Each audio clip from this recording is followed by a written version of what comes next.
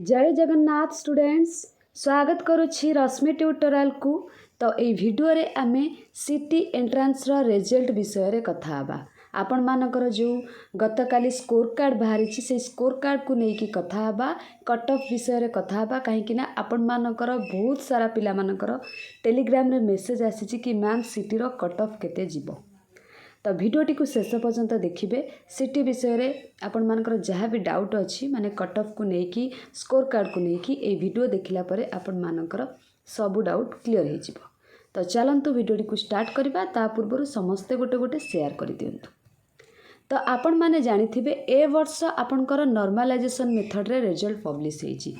आगुरु जदि कहिबा normalisation method रे केबे भी आपण मानकर रिजल्ट पब्लिश होई नाही, डायरेक्ट मार्क बाहरे कट ऑफ अनुसार एडमिशन हुए।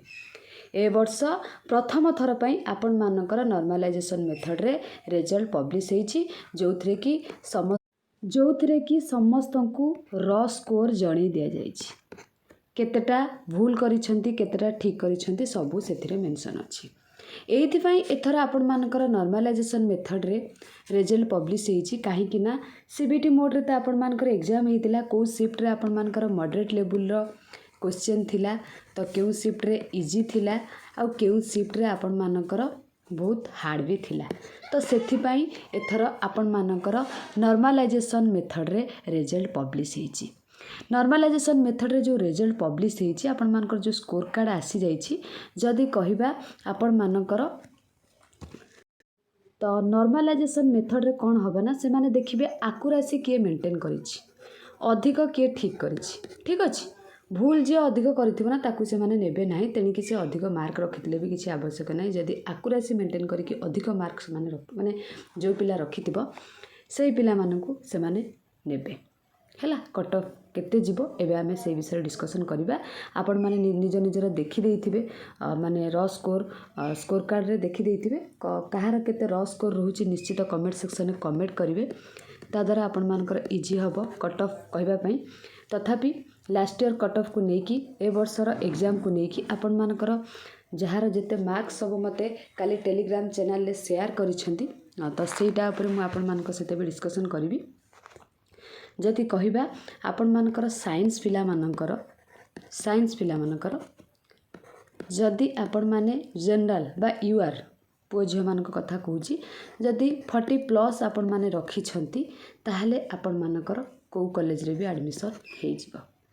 एटा होची जनरल पई। एससी बीसी रे गोटे 2 मार्क कमी जिवो आ एससी एसटी रे आपण मानकर बहुत माने कम जिवो, 5-6 मार्क 40 रु कमी देबे। अदरवाइज आपण मानकर जदि 40 ऊपर को अछि ताहले आपण माने साइंस रे गोटे सीट पाई जिवे। ता सहित जदि आर्ट्स पिला मानक कथा कहिबा, आर्ट्स पिला माने जदि आपण मानकर 38+ रखी छंती, 38-39 पाखापाखि मार्क रखी छंती, जनरल पिला मानक कथा कहिबा ताहले आपण मानकू गोटे सीट मिली जिवो। ठीक अछि। आउ एससी एसटी पई एससी बीसी रे गोटे 2 मार्क कमिबो, एससी एसटी पई 34-35 पाखापाखि आपण मानकर कमी आसीबो। इवन एमिति भी हेची आर्ट्स रे 31-32 रे भी एससी एसटी पिला माने एडमिशन पाई छंती। ता माने नुहे कि मु कहि देले हां 40 ऊपर को जीवो, सेमती नाही। आपण माने समस्ते बारंबार पचारु छंती कट ऑफ केही कहि पारंती नाही, बस आज्यूम करी कि कहिबा कथा।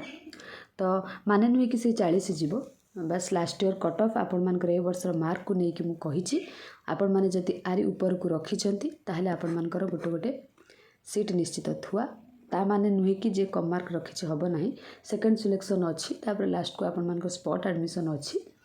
तो किछि भी हेई पारे, किंतु आपण मानकर मार्क सब कमेंट करंतु। मु आज भी गोटे कम्युनिटी रे पोस्ट करि देबी कार केते र स्कोर रहिला, देन जना पड़ी जिवो कट ऑफ केते जिवो। ठीक अछि। तो ये थिला सिटी रिलेटेड वीडियो माने रिजल्ट को नेकी। आज रो कम्युनिटी पोस्ट रे भोट को नेकी आउ गोटे वीडियो इवनिंग रे मु आपण मान को पई निश्चित नेकी आसीबी। Thank you all.